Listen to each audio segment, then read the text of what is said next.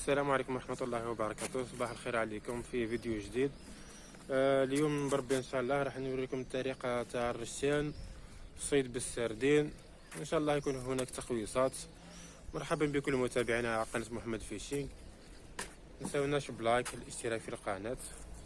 المهم خوتي راح نوريكم طريقة اللي ما يعرفش يصيد، اللي عنده كاش مشكلة في الصيادة تاع القصابة، تصيد بالقصابة.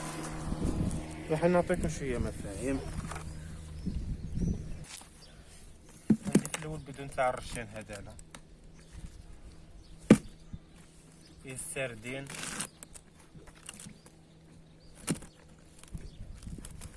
ماني دايرلو لا ملح لا والو.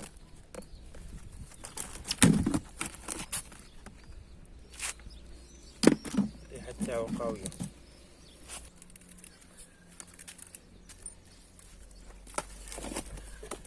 المونتاج هو مونتاج عندنا تقالة، هذه هي التقالة اللي دايرها. مهم إيميريو أوبليجي عليك، إيميريو لازم ديرو ترقيعة 30 فليو كاربو. عندي صنارة رقم 11، هذه صنارة رقم 11، صنارة صينية. نزيدو نكبروها بربي ان شاء الله على الشواغر لازمهم صنارة كبيرة باه ما يفكولكش. هاد الايام تصيد على الشواغر يفكو، سما باه توضر الحوت ماشي يعفر. كي توضر الحوت تهرب لك الحوت الكل. حوس ديما دير الماتيريال تاعك مليح، تاع حوت كبير، صنارة كبيرة.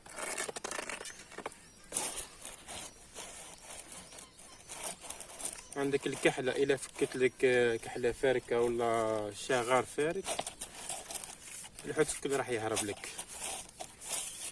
من بعد طول باه يعاود يرجع ليك. المهم تحكم ساعة ولا ساعتين وصا ديبو ما يرجعش خلاص. الواحد يدير حسابه، يدير مونتاج مليح. هنا الخيط الرئيسي دايرو 30 يعني ضعيف، اللي يدير 35. افضل دير 35. صيدو بالسردين مملح بايت.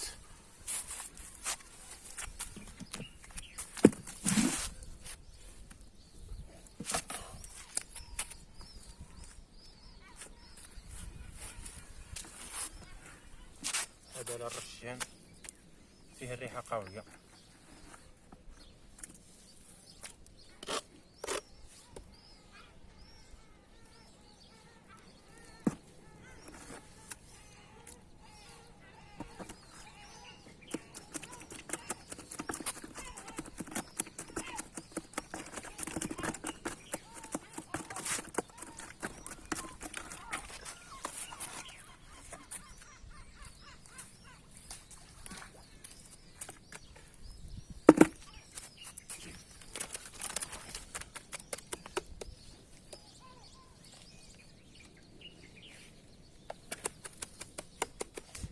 الرشان ديما نديرو الرملة، لكن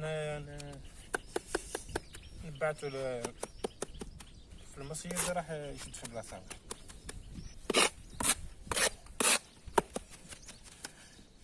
على كل حال الحوت راهو ناقص بزاف العام هذا. لا كان يقول لك الماء بارد،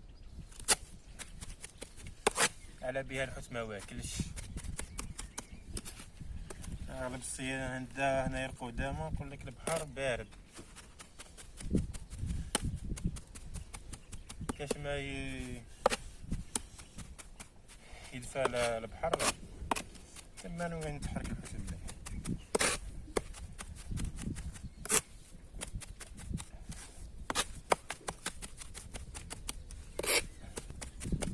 سيت الدمغين شوف كيفاه ترحيهم مليح، ما تخليهمش. تجي تخدم خدمة على المصيد تاعك، تخدم خدمة مسخونة، حتى انت تصيد ما توضرش الحوت تاعك.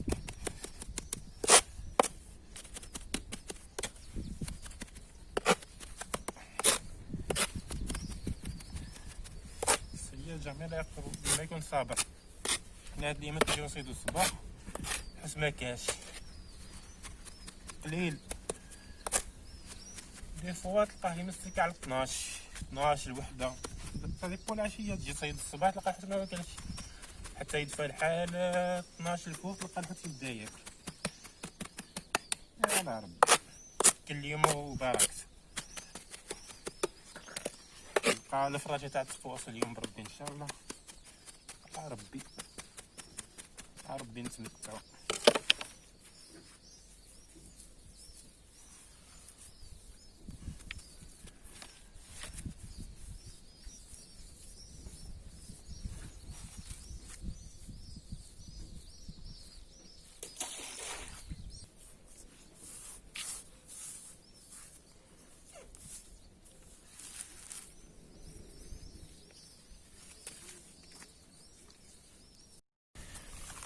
طريقة كيفية باه ترمي بها الرشيان. راح وسبعت هادي ومانا في المصيد بعدهاش بزاف. بعتوها بار اكزومبل انا في الوسط مين راح نبعت القصبة تما راهي تهبط تحكمنا الفندق تما نقرب الحوت بربي ان شاء الله تكون هناك صيادة مليحة.